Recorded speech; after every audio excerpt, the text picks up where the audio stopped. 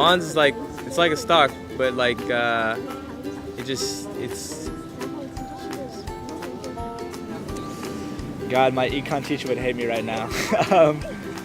I know that bonds, he said, are more safe.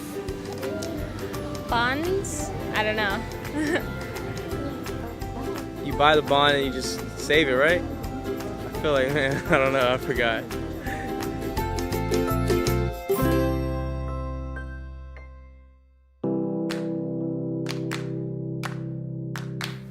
In the next few minutes, we're going to learn: what is a bond? Who issues bonds? What are the components of a bond? And how risky is it to own bonds? First, let's define bonds.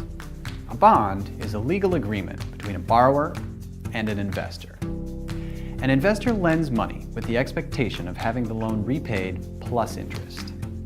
Different types of entities or organizations create or issue bonds in order to raise money to pay for particular projects, business operations, or to expand.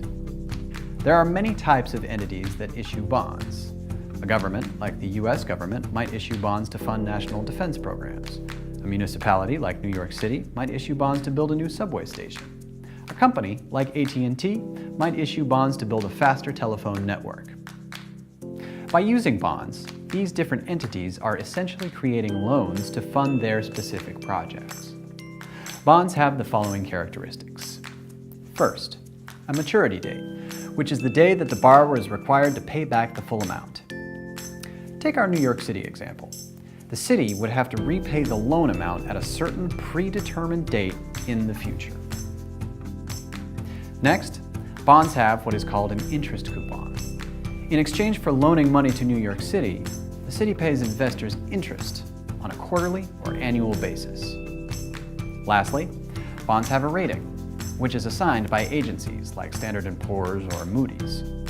This rating allows investors to quickly decide if New York City will be able to repay the original amount of money it borrowed. Now, say you bought bonds from a company like AT&T because you wanted an interest payment that was greater than you could find on a savings account.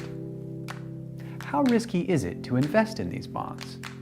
Well, buying bonds is less risky than buying stock or equity in a company because you are paid an interest coupon and will receive the original amount of money you invested at the maturity date.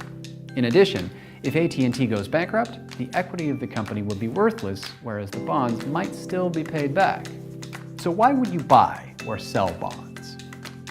People buy or sell bonds based on many factors. For example, is the overall economy going to grow or not?